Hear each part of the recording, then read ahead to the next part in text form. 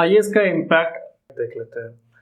अब इम्पैक्ट इसका पॉजिटिव भी हुआ, नेगेटिव भी हुआ।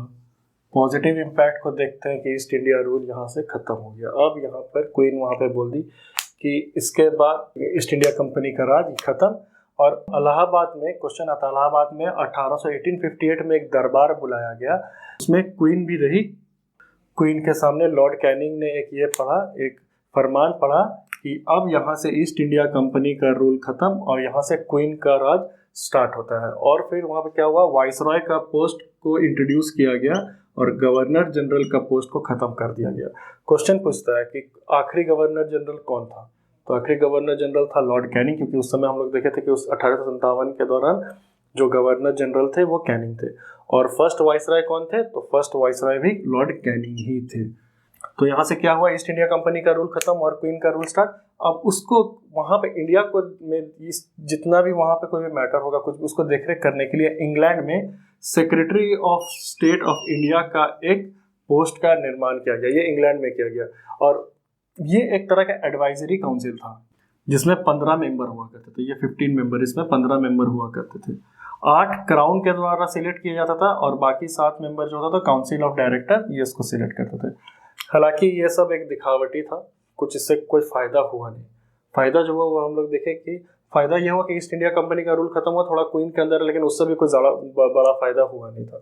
ये सब दिखाने के लिए हम आपको क्या बोले थे उस समय कि वो लोग कुछ बड़ा करते थे ईस्ट इंडिया कंपनी या फिर ब्रिटिशर्स लोग, वो लोग बहुत इसीलिए इतना लंबा साल और इतना ऑर्गेनाइज्ड वे में राज किए वो लोग कि कोई भी एक वॉर हो गया, कुछ भी बैटल कर देते थे, उसके बाद हम लोग को समझाने के लिए छोटा मोटा ट्रीटी कर देते थे या फिर इस तरह का कोई एक स्टेप लेने से ईस्ट इंडिया कंपनी को हटा देते थे या फिर क्वीन करेगा। उससे क्या फर्क पड़ता? आप आधा राज देते थे, बोलते ठीक है हम लोग यहाँ पर आप ही लोग राज कीजिए, लेकिन हम लोग को बस ट्रेड करने का मौका दीजिए, आप लोग को रूल वूल करिए, आप लोग अपना एडमिनिस्ट्रेशन चले। इस तरह का तो कुछ किए नहीं। ये एडमिनिस्ट्रेशन भी अपने अंडर रखे, काम भी, हर लॉ वगैरह जितना चीज़ था सब कुछ अपने अंडर रखे। एक इस तरह का ये छोटा सा कहते हैं लॉलीपॉप की तरह ये हम लोग को दे दिया, उससे कोई फायदा हुआ नहीं था। हालांकि एक छोटा मोटा फायदा ये हुआ कि डॉक्ट्रिन ऑफ लैप्स जो था, जो डलहौजी का दिया हुआ था, इसको खत्म कर दिया गया था। इंडियन प्रिंस जो थे, उनका जो राज्य था, डायनेस्टी था, उनको अपना पुराना स्टेटस वापस मिल गया, पेंशन वगैरह चालू कर दिए। हालांकि नाना साहब को उससे कोई फायदा नहीं हुआ, वो तो नेपाल चले गए थे। सबसे बड़ा डिवाइड एंड रूल शुरू कर दिए थे ये लोग। यहाँ पर ये लोग समझ गए थे, जैसा मैंने आपको बताया कि हिंदू मुस्लिम का एकता को ये लोग समझ गए थे कि क्या हुआ कि मुस्लिम लोग काउ स्लॉटर को बंद कर दिए हिंदू लोग के लिए। वो लोग गले में बोले ठीक है तुम्हारे लिए हम काउ स्लॉटर को कुछ दिन के लिए बंद कर देते कि ये पवित्र रहेगा। इस तरह से वो लोग दोस्ती का हाथ बढ़ाए और ये सब दोस्ती का हाथ बढ़ा, इन लोग को ये सब चीज़ खटकने लगा। समझ गया कि अब ये लोग जाकर रेख हो गया तो फिर तो ये लोग हमको यहाँ से भगा के ही दम ले गया, तो फिर हम लोग का अपना एडमिनिस्ट्रेशन, हम लोग रूल और लॉ नहीं चलेगा। तो ये लोग यहाँ डिवाइड एंड रूल पॉलिसी का वो लोग सोच शुरुआत की, जिसमें से हम आपको बताएं कि बंगाल विभाजन हुआ, मॉर्लेमेंटो एक्ट वगैरह लेकर के आ गए। इसके बाद क्या हुआ कि जो मैंने बताया था कि मिलिट्री कोर्स में कि 5:1 का जो रेशियो में हुआ करता था, जिसमें 5 इंडियन सिपाही पे 1 ब्रिटिश ऑफिसर हुआ करता था, उसमें 2:1 का ये कर दिए, जिसमें 2 इंडियन सिपाही पे 1 ब्रिटिश ऑफिसर रहता था। फिर जो ब्राह्मण और राजपूत जो थे वो लोग कम हुए, मतलब ज़्यादातर अवध से जो सिपाही थे उन लोग का रिक्रूटमेंट कम हुआ। सिख और गोरखा को बढ़ाए उन लोग। सिख और गोरखा को बढ़ाने का कारण यह था कि कहीं ना कहीं सिख और गोरखा उस समय तक इन लोग के कंट्रोल में थे, इन लोग का बात ज़्यादा मानते थे, इन लोग के हित में काम करते थे, तो इसीलिए लोग सिख और गोरखा का रिक्रूटमेंट बढ़ा दिए। इंडियन जो सिपाही था उन लोग का रिक्रूटमेंट कम कर दिया और यूरोपियन सिपाही का रिक्रूटमेंट को बढ़ा दिए। एक ये किए, उसमें जो भी जो गोडाउन वगैरह हुआ करता था, इसमें कोई भी रेजिमेंट का अपना एक आर्सेनल या फिर एक हथियारों का गोडाउन होता था, उसमें क्या किए कि अब यूरोपियन को ही रखने लगे, इंडियंस को हटा दिए। सबक मिल गया था ना, समझ गया था कि ये लोग को हर चीज़ पता था, ताला का चाबी इन्हीं लोग के पास था, खोला बंदूक निकाला चला दिया। इसीलिए लोग गोडाउन वगैरह में ये लोग अपना ये करने लगे थे। उसके बाद अगर पॉजिटिव इम्पैक्ट देखें तो हिंदू मुस्लिम का बीच में यूनिटी समझ में आ गया। लोग अब समझ गए ड्रेन ऑफ वेल्थ क्या है, ड्रेन ऑफ वेल्थ का कॉन्सेप्ट ये लोग समझ के कह रहे हैं ये लोग यहाँ पर आ रहा, हम ही लोग का काम बंद करके हम ही लोग से मजदूरी करा के हम लोग को थोड़ा मोड़ा पैसा, जिस पैसा से हम लोग मतलब हम ही लोग का कला से उन लोग कमा रहे हैं, ये सब चीज़ वो लोग समझ में आ गया। उन लोग समझ में आया कि अब ये लोग ट्रेड वेड करने आए नहीं है, ट्रेड करने आए या यहाँ के लोग का मुंह में खून लग गया, अब लोग यहाँ पर राज भी करेंगे जब तक यहाँ से ये ड्रेन ऑफ वेल्थ बोले, जब तक यहाँ से जितना रिसोर्सेज को खत्म ना कर दे लोग यहाँ पर ये करेंगे। तो वो लोग बोले हम लोग तो रेलवे लगा, तो रेलवे लगा कर क्या किया, रेलवे तो लोग अपने हित से लगाया। हालांकि अभी थोड़ा सा आइडियोलॉजी में डिफरेंस आ रहा है, जैसा मैंने बताया, जैसे जैसे कोई विदेशी कंट्री के साथ हम लोग का, कोई भी फॉरेन कंट्री के साथ हम लोग का रिलेशन बनता है, उसके हिसाब से हम लोग का मूड बदलता है। तो उसी के हिसाब से अभी जैसे कहते हैं कि हाँ कुछ तो किया, कम से कम अपने हित के लिए है, लेकिन दे तो दिया, हम लोग उतना मेहनत तो नहीं करना पड़ा, तुम जीरो से तो स्टार्ट नहीं करना पड़ा। तो ये सब चीज़ जब आप खुद पढ़ेगा, या आपका अपना आइडियोलॉजिकल होगा, अपना आइडियोलॉजी होगा, आप अपने ये सोच को, अपने विचारधारा को खुद जनरेट कीजिएगा। ये मेंस में एक्चुअली यही देखता है। ये अब किसी और का विचारधारा, किसी और का सोच को आप नहीं लिख सकते, लेकिन ये मेरा सोच था। और किताब जितना पढ़िएगा किताब, उतना आपका सोच डेवलप होगा। ये सब कुछ कुछ इम्पैक्ट दिखा गया, कुल मिला के ये इम्पैक्ट दिखा गया। अभी तक हम लोग पूरा 1857 का विद्रोह में हम लोग क्या क्या देखे, उसका बैकग्राउंड देखे, कहाँ से शुरुआत हुआ, क्यों शुरुआत किया, क्या सोच के आया था, कौन कौन आया था, वो देखे। फिर उसका रीजंस देखे कि क्या क्या रीज़न था। रीज़न में देखे कि political reason, economic reason, military reason, socio religious reason, एक इमीडिएट रीज़न। इमीडिएट रीज़न तो ये बात भी सच है कि वो एक आग की तरह काम किया, उसी को वो लोग अपना हथियार बनाया ब्रिटिशर्स की। ये लोग तो सिर्फ एक गोली के वजह से, कैनफील्ड राइफल के वजह से विद्रोह किया, लेकिन इंडियन हिस्टोरियन और ऑथर लोग बोले नहीं, एक दिन में कुछ हुआ नहीं। एक दिन की वजह से उतना गुस्सा, एक पूरा मास, एक पूरा east India, central India, UP, Bihar, Bengal, Orissa, ये लोग उतना साथ नहीं देता। ये आप लोग कहीं ना कहीं लोगों को परेशान किए थे, जिसके वजह से इन लोग के अंदर एक गुस्सा तो था ही, जो एक आप लोग के एक हरकत के वजह से ये। उसके बाद हम लोग उसका नेगेटिव इम्पैक्ट देखे। नेगेटिव इम्पैक्ट में ये देखे कि एक प्रॉपर गोल नहीं था, प्रॉपर लीडरशिप नहीं था, लीडरशिप का कमी था। इंडियंस लोग का पार्टिसिपेशन कम था, जिसमें मिडिल क्लास और एजुकेटेड क्लास का तो पार्टिसिपेशन बिल्कुल ही नहीं था, और कुछ कुछ प्रिंसली स्टेट का भी पार्टिसिपेशन बिल्कुल नहीं था। अच्छा वेपन नहीं था, अच्छा इक्विपमेंट नहीं था। उसके बाद एक इम्पैक्ट में देखें, इम्पैक्ट में सबसे बड़ा अगर अच्छा खासा इम्पैक्ट में देखा जाए, ईस्ट इंडिया रूल का खत्म हो गया। हालांकि ये इसमें बहुत बड़ा दावा करते हैं लोग, ईस्ट इंडिया रूल को खत्म हो गया, ऐसे उससे कोई फर्क नहीं पड़ा। क्वीन भी आकर के कुछ खास बदलाव और कुछ अच्छा की तो नहीं। उसमें क्वीन का ये स्टार्ट हो गया, वाइसरॉय पोस्ट को इंट्रोड्यूस किया गया, नया वाइसरॉय पोस्ट आया, और गवर्नर जनरल का पोस्ट को खत्म कर दिया गया। वाइसरॉय, आखिरी गवर्नर जनरल थे लॉर्ड कैनिंग, और पहले वाइसरॉय थे लॉर्ड कैनिंग। फिर एक secretary of state of India, एक पद का फॉर्म हुआ जो इंग्लैंड में ही था, उसको इंडिया में फॉर्म कर देता। इंडिया में उसमें कुछ इंडियन मेंबर्स आप क्यों नहीं रखे? उसमें ये एडवाइजरी काउंसिल को वो लोग खोला, जिसमें 15 मेंबर रखा, उसमें से 8 तो क्राउन की ही थी, इसमें तो वीटो लगा दिया। 8 में रही तो क्या हित करेगा? ये सब बस दिखाने के लिए था, एक लॉलीपॉप दे दिया गया था। हालांकि इसमें से किसी को खुश होना नहीं चाहिए था।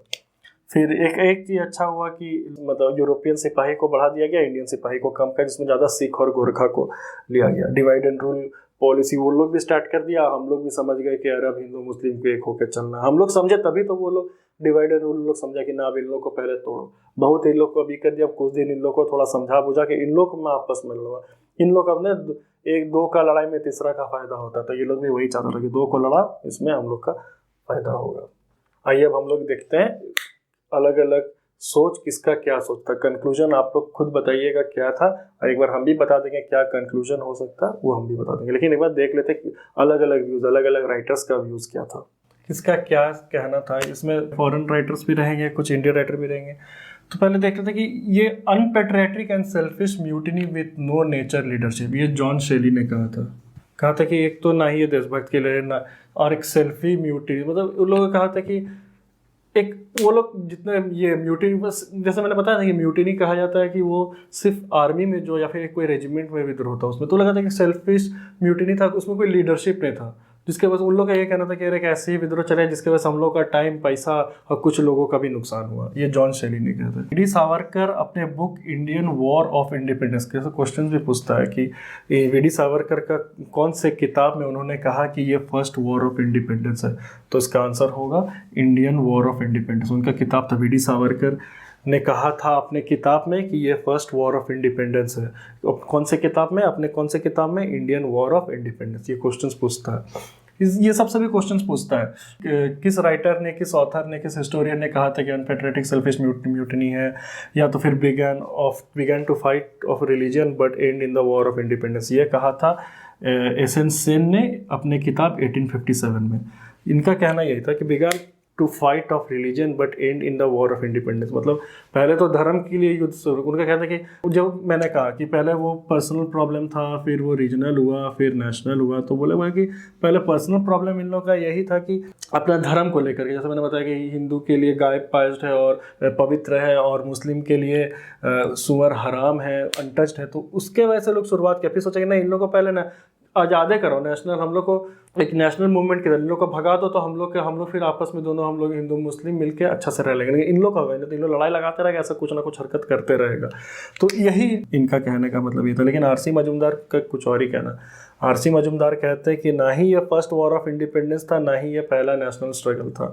ये आरसी मजूमदार कहते हैं। हालांकि पहले आरसी मजूमदार को ही दिया गया था 1857 पे हिस्ट्री लिखने के लिए गवर्नमेंट के थ्रू, मतलब वो ये गवर्नमेंट अपॉइंट करते हैं तो उनको हिस्ट्री लिखने के लिए दिया गया था। लेकिन वो जो कह दिया कि ये नाइदर ये फर्स्ट वॉर ऑफ इंडिपेंडेंस है, ना ही ये पहला नेशनल स्ट्रगल है, इसके वजह से ये वाला एस एन सेन को दे दिया गया। तो कभी कभी क्वेश्चंस पूछता है कि आरसी मजूमदार से छीन करके या ले करके किसको दे दिया गया हिस्ट्री लिखने के लिए, तो एस एन सेन को दे दिया गया था। पहले आरसी मजूमदार को मौका दिया गया था लिखने का, फिर वो ये स्टेटमेंट था कि उनका नाइदर ये फर्स्ट वॉर ऑफ इंडिपेंडेंस है, ना ही ये पहला नेशनल स्ट्रगल है, इसके वजह से ये इनको दे दिया गया। हालांकि अगर आप देखिएगा सबका व्यू आपको एक जैसा ही लगेगा।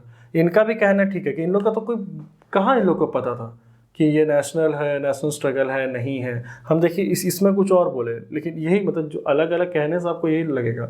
इनका भी कहना कहीं ना कहीं सही था कि ये तो बस अपना प्रॉब्लम, सबका तो प्रॉब्लम अलग था। जैसे बोले कि अवध का प्रॉब्लम अलग था, बिहार का प्रॉब्लम अलग था, फिर आपका झांसी का प्रॉब्लम अलग था, दिल्ली या फिर इसका अलग प्रॉब्लम था। और जो स्टार्ट किया मंगल पांडे, उन लोग का पूरा सिपाही लोग का प्रॉब्लम अलग था। सिपाही का प्रॉब्लम यही था कि अरे तुम हम लोग को ये सब दे दिया है, और भी कारण था। लेकिन मेन जो आग लगाया वही ना लगाया कि एनफील्ड राइफल का जो ग्रीस रहता था, ऊपर का जो राइफल का जो कवरिंग रहता था, वो ग्रीस कार्ट्रिज जो रहता था वो सुअर और इसका चमड़ी से बना हुआ, वहाँ से स्टार्ट हुआ। लेकिन फिर ये लोग अपना अपना सोचा कि चलो अब बहती गंगा में हम लोग भी हाथ धो ही देते, क्योंकि हम लोग को कम तो दिक्कत है नहीं। डॉक्टर वही ना बोले कि 100 साल से जब सब कोई झेल रहा था तो एक ही दिन क्यों फूटा। तो वही था, जलते जलते आया कि चलो जब पूरा देश में एक तरह से विद्रोह हो ही रहा है तो हम लोग भी अपना हाथ साफ करते। जैसे 2011 में जब अन्ना हजारे का अनशन चल रहा था, विद्रोह मूवमेंट चल रहा था, पूरा देश से लोग आ गया, सब अपना अपना प्रॉब्लम लेकर के पहुंच गया। बोला कि अब लोकपाल बिल पास किया जाए, लोकपाल बिल के लिए वो किया गया था। तो इसी तरह से एक जन को प्रॉब्लम होता है, एक जन अगर लाइमलाइट में आ गया तो सब कोई पहुंच जाता। वही हुआ, सबका प्रॉब्लम था कि, लेकिन सबका प्रॉब्लम अलग अलग था। एनिमी कॉमन था लेकिन प्रॉब्लम अलग था। तो खैर इस चीज़ का फ़ायदा भी लोग उठाया, ये ब्रिटिशर इसका फ़ायदा भी उठाया और ये फेलियर का कारण भी बना। तो अभी तक हम लोग देख लिए इस जॉन शेली का, ये कहते थे unpatriotic and selfish mutiny with no nature leadership. First war of independence ये वी.डी. सावरकर कहे थे अपने कौन से किताब में, इंडियन वॉर ऑफ इंडिपेंडेंस में। Began to fight of religion but end in the war of independence, ये एस एन सेन कहे थे अपनी किताब 1857 में। और आरसी मजूमदार क्या बोले थे, नाइदर ये वॉर ऑफ इंडिपेंडेंस है, ना ही ये फर्स्ट नेशनल स्ट्रगल है। ये आरसी मजूमदार कहे थे। आरसी मजूमदार से लेकर के किनको हिस्ट्री लिखने का मौका दिया गया था, एस एन सेन को। और भी देख लेते हैं कुछ और भी जो हिस्टोरियन का कहना था। ब्लाइंड वॉर अगेंस्ट क्रिश्चियनिटी, देखिए ना, ये लोग खाली ना ऐसा चीज़ को टारगेट किया जिसमें लोगों का सेंटीमेंट, के लोग धर्म को ही टारगेट कर लिया। बोलता है blind war against Christianity, Christianity के अगेंस्ट हम लोग ये लोग ब्लाइंड वॉर किए। ये एलिया रीज ने कहा। टी.आर. होम्स कहते हैं कॉन्फ्लिक्ट बिटवीन सिविलाइजेशन और बार्बरिज्म। इनका अपना किताब में कहना चाहते हैं कि हम इन लोग को सिविलाइज बनाना चाहे थोड़ा। इन लोग मतलब सोची, मतलब धर्म उरम से इतना इन लोग जुझा हुआ था, टैबू था, सती कर रही था, इन लोग से हम सिविलाइज करना चाहे तो इन लोग मेरे अगेंस्ट वॉर कर दिया। पूरे किताब में इसमें यही कहना चाह रहे थे ये T R. Holmes, civilians against barbarism. A Muslim conspiracy making capital of Hindu grievances, James Outram. फिर लास्ट में एक ही जो था डिजरेली बोला था कि नेशनल रिवॉल्ट है, डिजलेरी और अशोक मेहता मिलकर बोला था। मतलब गौर कीजिए, देखिए इन लोग का ऐसा चीज़ को इन लोग जानता है कि ये लोग धर्म से इतना जुड़ा हुआ, धर्म को ही टारगेट कर। ब्लाइंड वॉर अगेंस्ट क्रिश्चियनिटी, ये conflict between civilisation barbarism, Muslim conspiracy making capital of Hindu grievance, यहीं से देखिए ना बांटना शुरू कर दिया था। ये लोग समझ चुका था, ये लोग इम्पैक्ट को ये लोग समझ चुका था कि हिंदू मुस्लिम का यूनिटी को तोड़ना है। बार बार हम इसीलिए बोल रहे हैं क्योंकि आगे जाके देखिएगा हिंदू मुस्लिम एक हुआ, फिर हिंदू मुस्लिम को अलग किया, जो डिवाइड एंड रूल चलाने लगा। ये सब आगे जाके जब हम लोग 47 तक पहुंचेंगे देखिएगा ये सब चीज़, जिसका कहीं ना कहीं एक वजह है इंडिया पाकिस्तान होना। ये तो खैर बहुत कंट्रोवर्सी वाला टॉपिक है, इंडिया पाकिस्तान क्यों हुआ, जिसमें बहुत बड़े बड़े जो लीडर्स हैं उनका नाम को लाया जाता है, उछाला जाता है।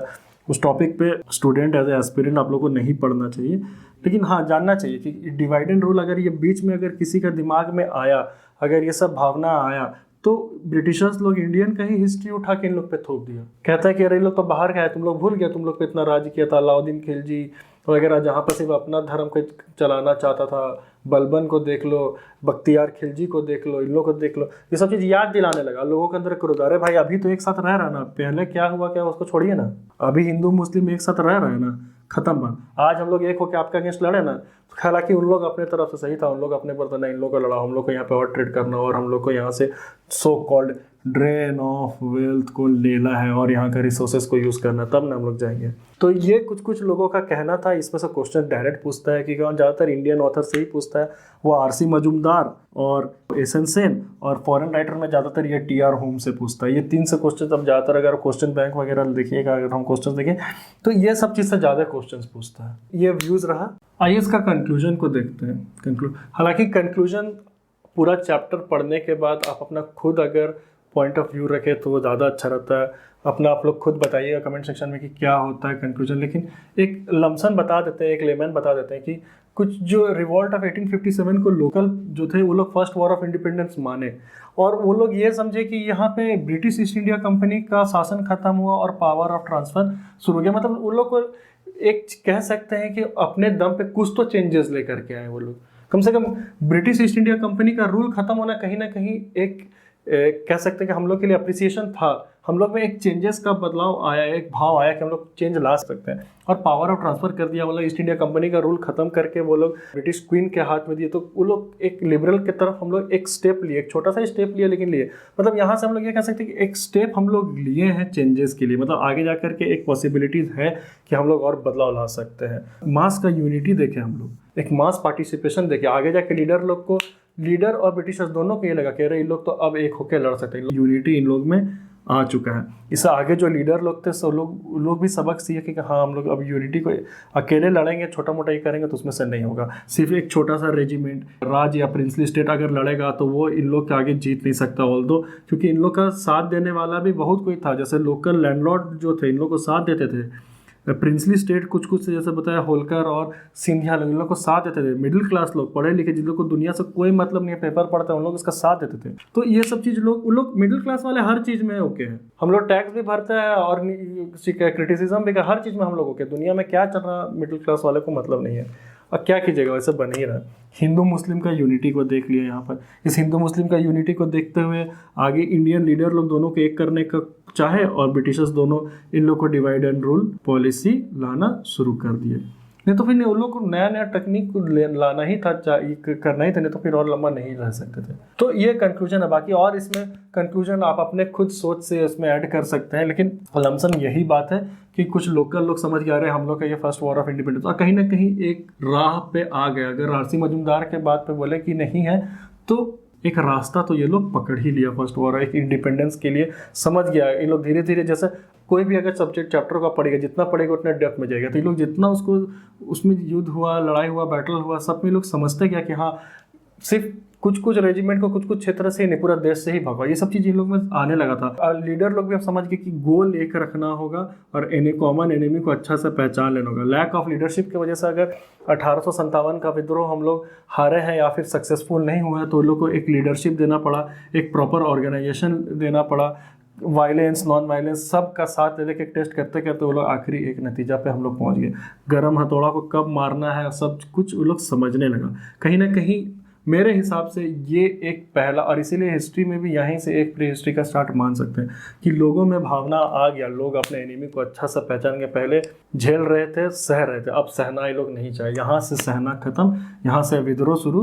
तो उसी में आगे जाके देखिएगा मॉडरेट लोग किस तरह से विद्रोह किया, एक्सट्रीमिस्ट लोग किस तरह से किया, फिर रेडिकलिस्ट को किस तरह से ये किया। मॉडरेट लोग में जैसे दादा भाई नौरोजी वगैरह आ जाते हैं, फिर एक्सट्रीमिस्ट, फिर देखिएगा, फिर रेडिकलिस्ट देखिएगा। इस तरह से लोग अपने अपने तरीके से इन लोग पे प्रेशर बनाना शुरू किया और आज़ादी का मांग करने लगे। ये कंक्लूजन है। तो इस पूरे चैप्टर को हम लोग अगर देखें, 1857 के विद्रोह को अगर हम लोग देखें तो इसमें पॉसिबल क्वेश्चंस बन सकता है कि 1857 के दौरान पीएम कौन था, तो पीएम था पाल्मस्टन। क्वेश्चंस यहाँ से बनता है, कितने सारे एक एक चैप्टर से कुछ, इसलिए देखिएगा मॉडर्न हिस्ट्री से बहुत स्टेट पीसीएस वगैरह अगर दीजिएगा या फिर किसी तो डायरेक्ट क्वेश्चन पूछता है, और डायरेक्ट क्वेश्चन डेट वगैरह याद रखना थोड़ा सा मुश्किल हो जाता है। उस समय का गवर्नर जनरल कौन था, कैनिंग। और सिंबल क्या यूज किया गया था, रोटी और लोटस का फूल, कमल का फूल सिंबल में, रोटी और लोटस क्वेश्चन दिया गया। फर्स्ट वाइसरॉय कौन था, कैनिंग। आखिरी गवर्नर जनरल कौन था, कैनिंग।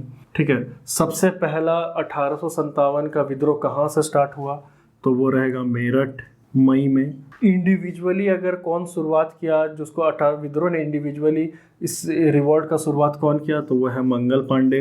कहाँ से भाई, वो है बैरकपुर, वेस्ट बंगाल। कौन सा इन्फेंट्री, क्वेश्चन में पूछा कौन सा इन्फेंट्री था, तो रहेगा 34th नेटिव इन्फेंट्री। एक ये क्वेश्चन होगा। और क्या क्या क्वेश्चन हो सकता है कि मेरठ से जो 1857 का विद्रोह शुरू हुआ तो इन लोग लीडरशिप के लिए कहाँ पहुंचे, तो ये लोग पहुंचे दिल्ली। चलो दिल्ली से याद रखिएगा, सब कुछ ट्रिक्स आपको याद रखना पड़ेगा। दिल्ली में कौन था, दिल्ली में था बहादुर शाह द्वितीय, लेकिन एक्चुअल लीडर कौन था, तो वो था बख्त खां। क्वेश्चंस को पढ़ लीजिए, क्वेश्चंस में दे देता है एक्चुअल लीडर कौन था, या सिर्फ लीडर कौन था, उस समय मुगल राजा कौन थे। तो ऑप्शंस देखिएगा, ऑप्शंस देख टिक कीजिएगा या फिर उसको आंसर कीजिएगा। तो एक्चुअल लीडर कौन था, इसमें बख्त खां। और अलग अलग जगह से, बिहार से कौन था लीडर, कुंवर सिंह। अवध से कौन था या लखनऊ से कौन था, बेगम हजरत महल। और कानपुर से कौन था, नाना साहेब। उनका साथ कौन दिया था, टाटिया टोपे। टाटिया टोपे और नाना साहेब का ओरिजिनल नाम पूछेगा तो धोंदूपंत था। उसके बाद झांसी से कौन था, तो झांसी से रानी लक्ष्मीबाई। ये सब क्वेश्चंस आता है। अच्छा, पूरा चैप्टर में बताने के दौरान हम टाटिया टोपे का ओरिजिनल नेम ये बताना भूल गए थे। टाटिया टोपे का जो ओरिजिनल नाम था, या टाटिया टोपे का एक और नाम जो था, इसको लिख लीजिएगा, ये बताना भूल गए थे। टाटिया टोपे रामचंद्र पांडुरंग उनका ये था, और इसे याद रख सकते हैं। और भी जैसे कुछ क्वेश्चन, बरेली से कौन था, या फिर इलाहाबाद से कौन था, उस सब का हम लिस्ट दे दिए, और सबसे डायरेक्ट क्वेश्चन पूछता है। हाँ, उसके बाद क्या इम्पैक्ट से क्वेश्चन, अगर डायरेक्ट एक स्टेटमेंट में क्वेश्चंस दे देता है कि 1857 का इम्पैक्ट क्या क्या रहा, तो उसमें 2-3 दे देगा। जैसे दे देगा कि ईस्ट इंडिया कंपनी का रूल खत्म, ठीक है, वाइसरॉय का अपॉइंटमेंट, इस तरह दे देगा। तो उसमें दे देगा ऑप्शंस 1, 2, 3, नन ऑफ दिस, उसमें दोनों आएगा। बिहार जैसे क्वेश्चंस में जैसे ई ऑप्शंस रहता है, उसमें नन ऑफ दिस या फिर ये मोर देन उस तरह, तो उसमें इस तरह का आंसर में ना ई वाला ऑप्शंस में बहुत कंफ्यूजन हुआ था जब पहली बार ये नन ऑफ दिस वाला ऑप्शंस बिहार में आया था। फेलियर का कारण क्या बना, फेलियर का कारण बना लैक ऑफ लीडरशिप, उसके बाद लैक ऑफ प्रॉपर गोल, सब क्लास लोग पार्टिसिपेट नहीं किए थे, ये सब कुछ इसका कारण बना। इस तरह से 1857 का विद्रोह खत्म।